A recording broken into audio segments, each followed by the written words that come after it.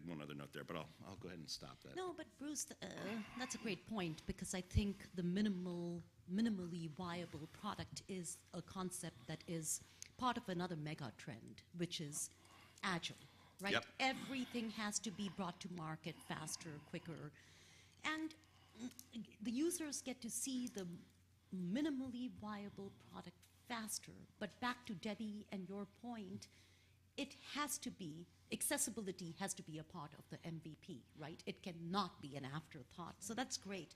That's right. Now, you know, so the refresh points to this external standard, and even though they're called guidelines, they're requirements. And I can probably only ask this of a geek like you, Bruce, and geek is a big compliment nowadays, I must say. But tell me, what is your favorite part of the WCAG? So I think it's a little bit, you know, I work with a lot of different standards, and it's really unusual, I would say, for standards to be accessible, usable, approachable by lay people.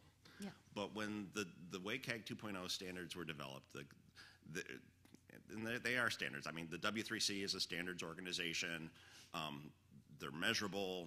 It's industry consensus. You know, even though they had guidelines in the title, you know, from the very beginning, it was written to be a standards document. You know, but so each of the success criteria, they're yes/no statements, and that was very deliberative. And it was also very deliberative to keep the whole thing approachable to a layperson and not just to a developer.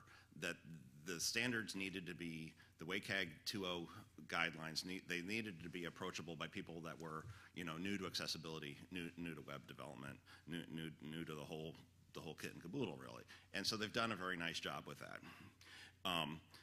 You know, and I say that they're more approachable than, say, requirements that you'll find in the, say, the Federal Register kind of thing, right?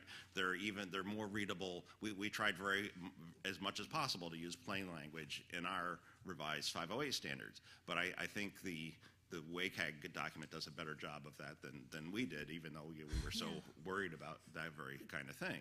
But they really are a good, you can actually start on your accessibility journey from the standards, which is you don't need an introduction. You can just go right to the standards document. So that I think is a remarkable thing about them. And then getting to like one of the favorite things that I show when I talk about the WCAG 2.0 standards, if you go to the table of contents, you get a top 10 list of plain language things that are important for accessibility.